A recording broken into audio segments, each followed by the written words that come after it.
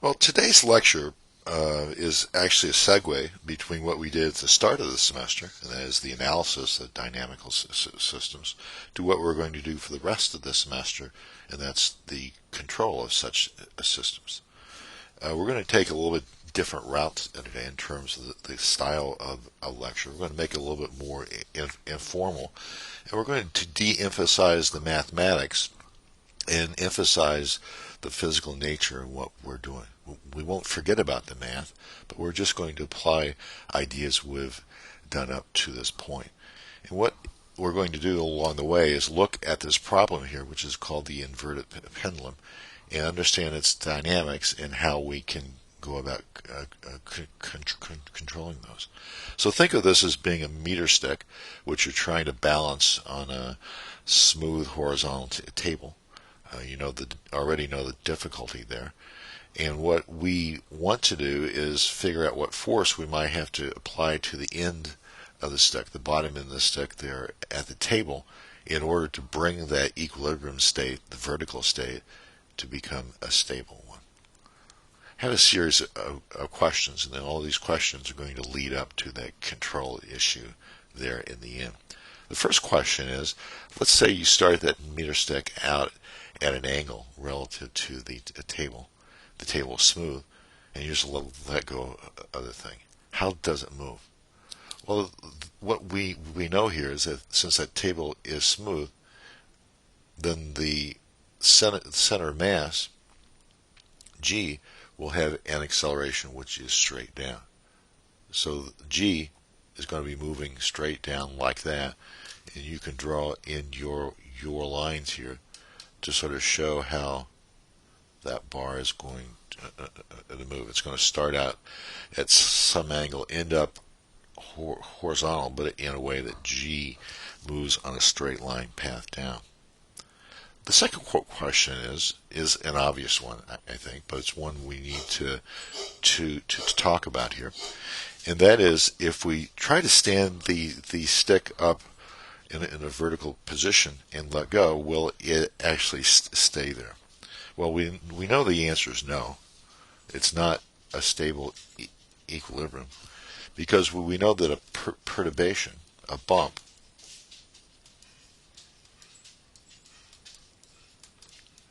is going to move the stick in such a way that it will not have the bar return to the vertical state.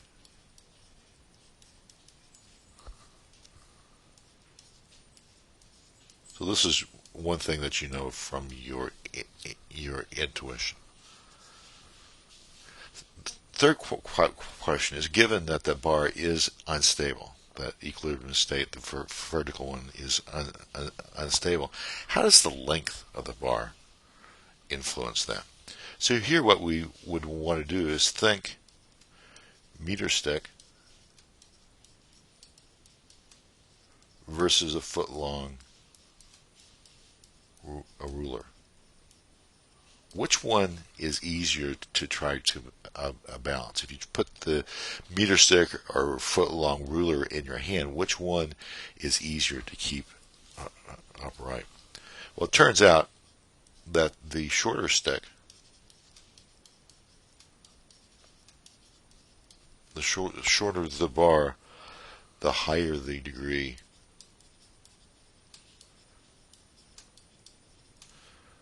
of instability. We'll see that coming from our analysis. That actually plays a fairly large role. Okay, now let's move on to some things we've talked about in terms of math and transfer functions. What we want to do is come up with the transfer function that you would have between the force you would apply at the end of the stick, the horizontal force, and your ability to change the angle of the stick. I don't want to go through the details in that. That takes us away from our focus on the physical discussion. But there are things that we know about what that transfer function is without actually doing that work. So the transfer function again here is g of s. It's going to have an output of the angle of the bar to the input force that we apply at the end of the stick. It's written as a numerator N divided by a denominator D. One thing that we know is that N is going to be a constant. The reason we know this is that you can envision sort of how those equations are going to look. There are no time derivatives of the force. There's nothing to cause that. So the numerator dynamics are going to be a constant. We can also say that N is positive because we know that if you apply a positive force F by the sign conventions that we have, that corresponds to a positive rotation. Look back at the original figure, and with a horizontal force to the right, that's going to tend to cause a positive rotation counterclockwise. In terms of D, the system here is second order. So we know that the denominator D will be something involving S squared. Based on our understanding that it's unstable equilibrium state, we know that it has a pair of real roots, which are plus and minus.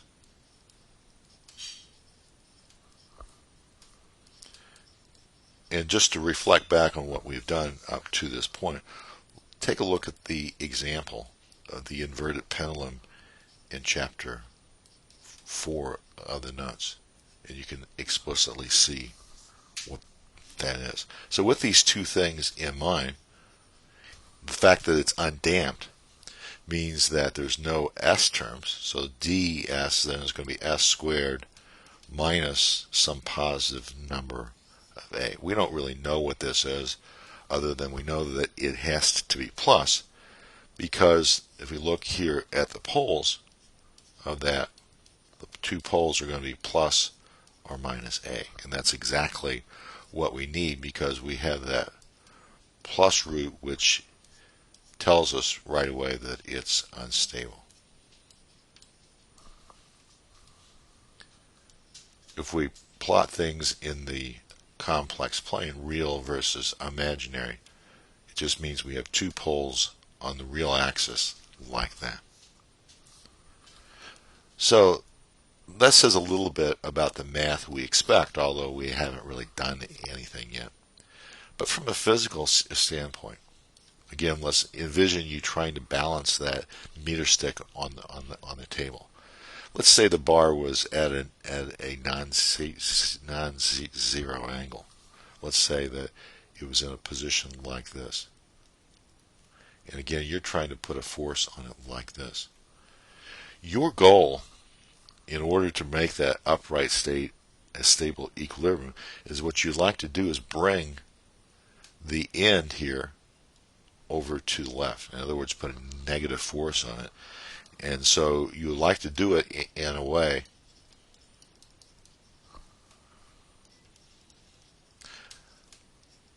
that the bottom of the bar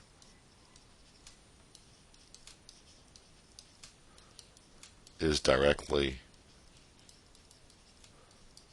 under the center of mass G. That would be our goal. If we could prescribe it, if we could just move it right there without worrying about the dynamics of the problem, and if we could hold it there, we would know it would be a stable equilibrium. So as a consequence of this, we see that if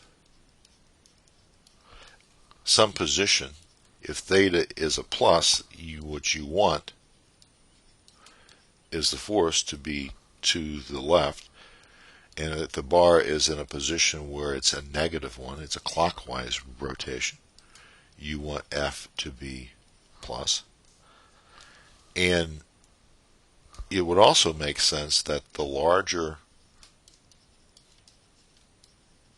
the absolute value is of the angle, you would want a larger force.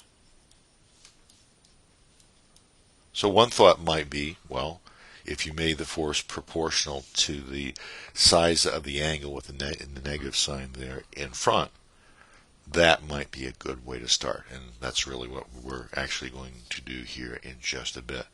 But I asked this question here to get us thinking in terms of what you would do if you were doing this by hand.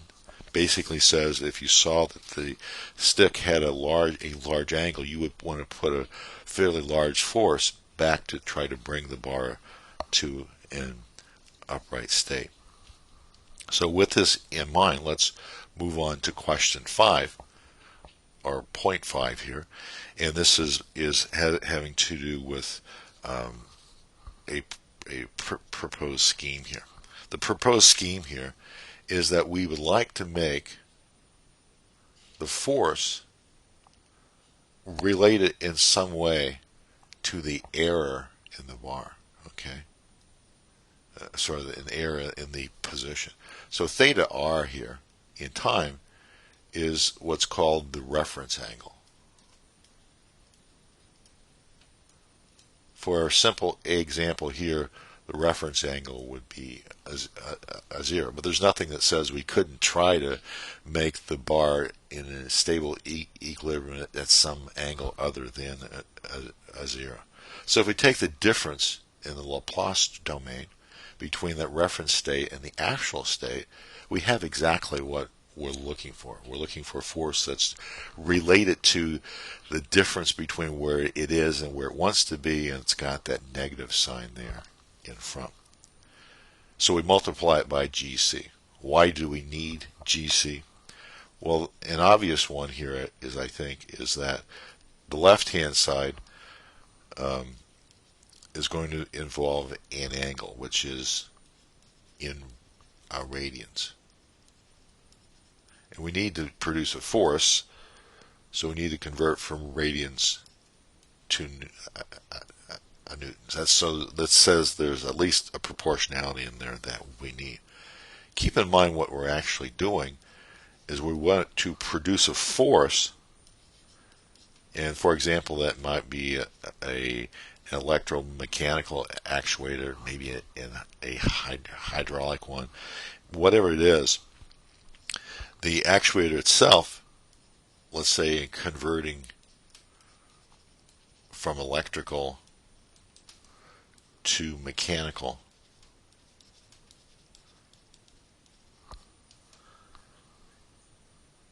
has its own dynamics.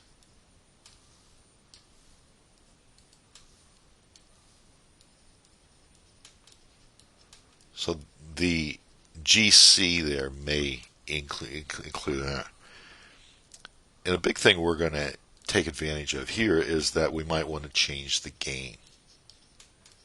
The point being is that if we find out that our ability to control isn't there because we're not able to respond fast enough, what we might want to do is kick up that gain. That is, make a larger factor between the error and the force, and to change the gain to make the system more responsive. The actual form of this we'll talk about in just a bit. So what we've got here now is the makings of a block diagram. If I start out with the block diagram that we have from the beginning, when we just simply look at the output angle of that bar to an input force F of S, we have this transfer function we talked about before G. If we go all the way over here on the left-hand side, we actually have a difference here between what angle we want it to be, the reference angle, and the true angle of the bar. So there's a difference. And so that produces the error which we're trying to make small. So this E sub S then we see here is an input then to a block which is used to produce a force. And that's what we're calling GC. So this is control and actuation. We don't really know what that is yet. We can specify some of that. Some of it naturally occurs because of the actuator. It has a lot to do with what we want to accomplish. So the output of that is a force which goes into our block here, which then produces the output. Well, we need something for theta here, but we're producing it over there on the left hand side. So what we'll do is we'll close that loop here with feedback. So we'll talk about feedback control, and that's exactly what it is. We're taking some measure of the output and using a difference between that and where we want to be to drive our system. So in order to come up with the transfer function, we use our usual block diagram techniques. And it says here that we start from the right and move to the left. The first block was just the input-output for the stick, the force and the angle. The control force F, we said, was going to be related to the error ES through GC. And the error is the difference between where we want to be, theta sub r, and where it actually is. So that puts together our whole block diagram. If we want to get the input output here, we'll bring the theta s over to the left hand side, so we end up with a 1 plus GC times theta. On the right hand side, we just have a G times GC times our reference angle of there. So in the end, the transfer function that we get, we're just trying to understand the relationship between what we want and what we actually get, is dictated by this transfer function here. So the input is the reference angle there. This is a transfer function. We'll use a symbol of G. We'll use sub CL because that's called our closed loop transfer function. So we end up with, through fairly simple operations here, a result we're going to see time and time again, is that the transfer function for a closed loop involves the transfer function of our stick here, as well as a transfer function for our control. So let's be more specific. What kind of control might we have? Well, maybe the more basic thing is just to say that the force we use for actuation is proportional to the error through this proportionality factor there of Kp. It's going to be called our gain for this proportional control. So our closed loop transfer function GL, which we saw before was G times GC divided by 1 plus G times GC. Our notation for G was to write it in terms of a numerator N, which we know a little bit about, and the denominator D. And then we divide that by 1 plus N over D GC. And if we multiply top and bottom by the D, we get NGC divided by D plus NGC as this. So this represents our numerator of the closed loop transfer function NCL divided by the denominator DCL. And as we've seen before, the denominator of a transfer function gives us a lot of information on the response, the poles in particular.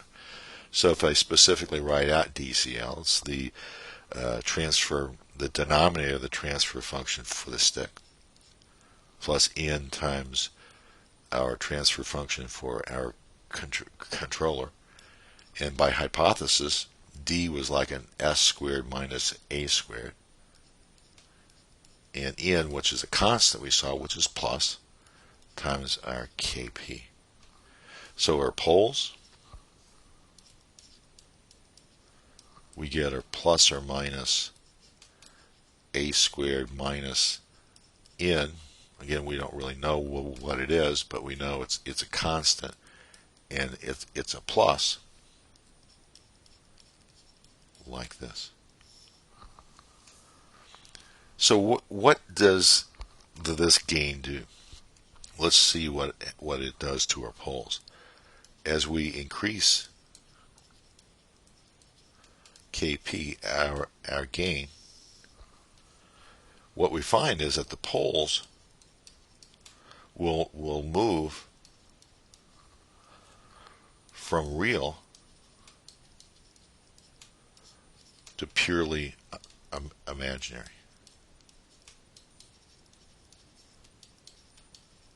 And that occurs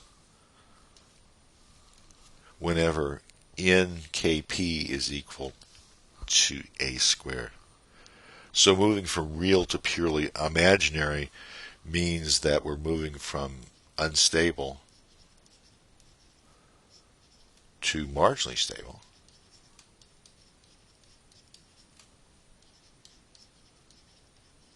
Because we're moving from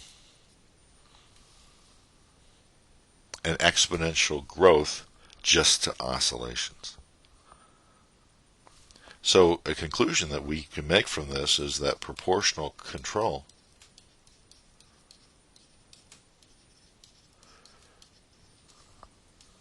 will stabilize in some sense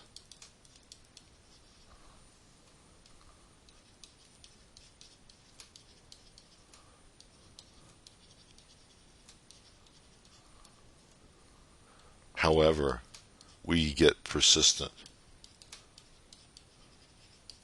oscillations. That's not really good. It's better, it's not going to fall down,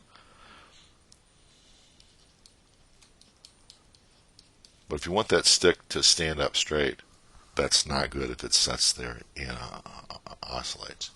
So what we have in the complex plane, we can say that we know it starts out like this, and with that gain increase, it reaches a point where the poles change from real to purely imaginary, like this. So we've improved things, but it's not great. That stick is not standing up straight. It's in a relatively upright state, but it's bouncing back and forth as oscillating. And basically, what we've done in doing this part here is that the proportional gain is acting like a spring. So think of that, of adding a spring in there by putting a force which is fed back. So not good, but a little bit better than it was before. Let's think about a different kind. The different kind here is that we're going to now make the force not just proportional to the difference between where we want to be and where we are, but let's say we also add in a term which is proportional to the time derivative of E. The physical significance of that is that using KD times E dot allows us to anticipate response. So as you're trying to balance the stick by your hand, you're not just looking at where it is, but you are saying, well, what's the angular velocity of that stick? And that gives you a prediction on how quickly it's going to be moving from one state to the next. So you want your feedback force to respond to that. So with that in there, now in the Laplace domain, you not only get the Kp, but you also get an S times Kd. So our transfer function for our controller has an S in there. So in this case, GCL is going to be N times Kp plus SKD divided by our d, which is s squared minus a squared, just like it was before. Before with the proportional control we had a kp, but now we have an s, an additional s there on the bottom. So in order to get our poles, we need to look at the denominator or closed loop transfer function. It's s squared plus kds plus minus a plus kp. So just like this is like a spring, proportional control adds to the stiffness of the spring, the derivative part puts on a damping. Interesting result. There's not adding physical damping, but by feeding back the time derivative of the angle, we bring in a damping. So some conclusions we can draw from this is if we've cranked up our proportional gain to be something larger than a squared, we know that it's no longer unstable. Not stable either, because it's marginally so. We still get the oscillations. And what this is doing is it's making kp minus a squared like omega n squared. That gives you the frequency of oscillations. Then kd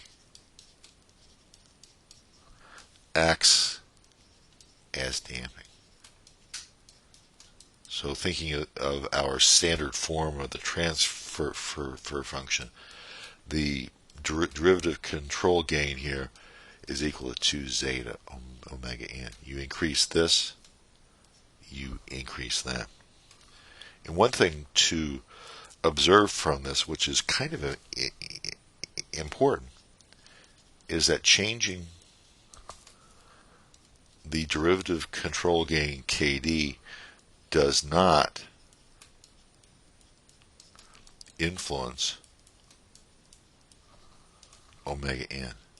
The frequency is unaffected. Kp had a big factor. Kd does not. So here we can maybe draw a line which is a little bit more straight than that.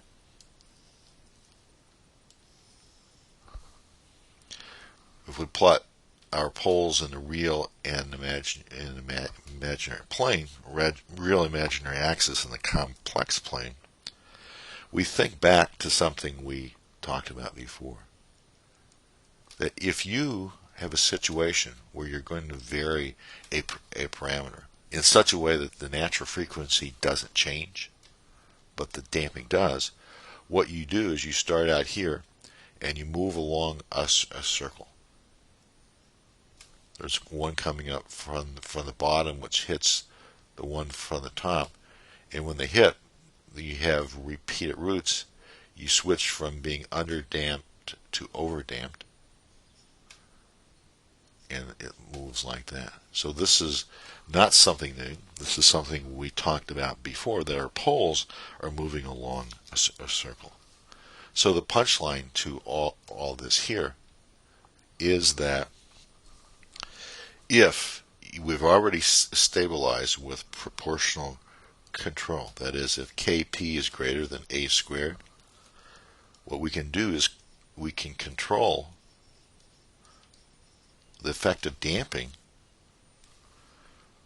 with kd. But changing in damping, we know, changes some important characteristics, percent overshoot, and the settling time ts.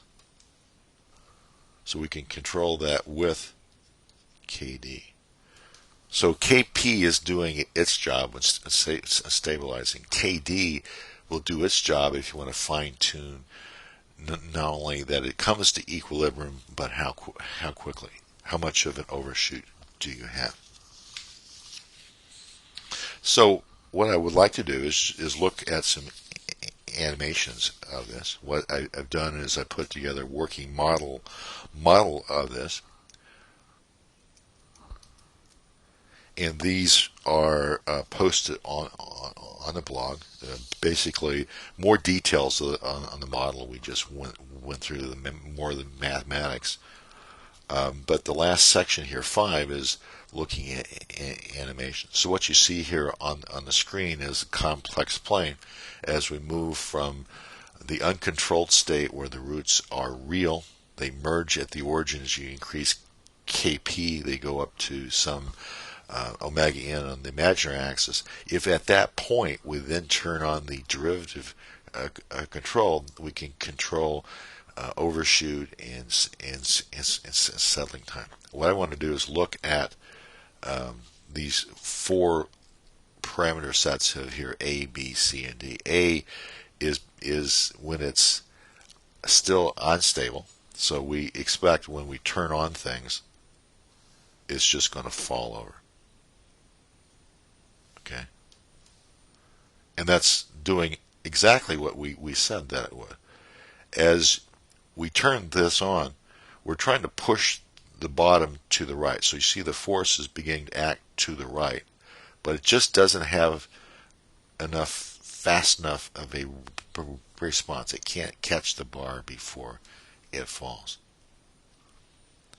Now, we recall that if you look in the notes, you'll see here that the critical value for Kp for stabilization is when the Kp is equal to the weight of the bar. So for this problem here, I've chosen the weight of the bar to be 1. So when I move up here to B, if I can get that to switch over to B, we've moved to a place where it's stabilized. The proportional gain is now 2, where the critical value is 1. You see exactly what we expect. It doesn't bring it to rest to equilibrium, but it has oscillations. The oscillations, the frequency of that depends upon the value of the omega n that we get back. So basically what this is doing here is that initially, again, the force is acting to the right, trying to bring the bottom underneath G. But when it gets to that point, the momentum of the bar is such it keeps on going.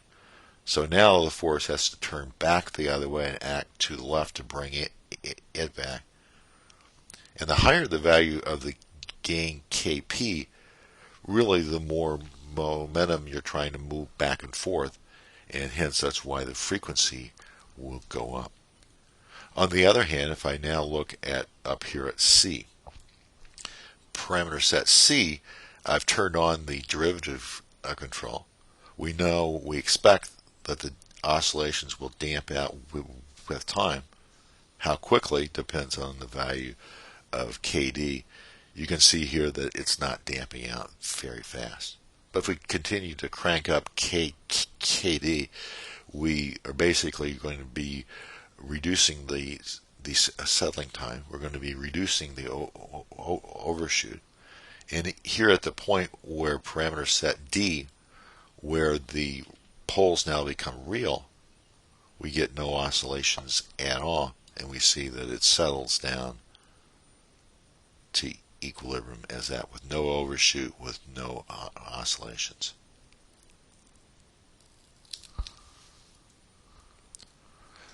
So as we wrap up this, we might ask the question, why?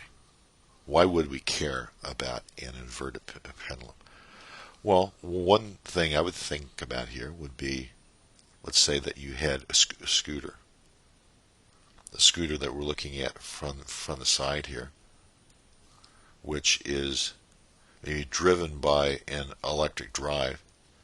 That stick there might represent a stand, and you might be on that stand. So think Segway here.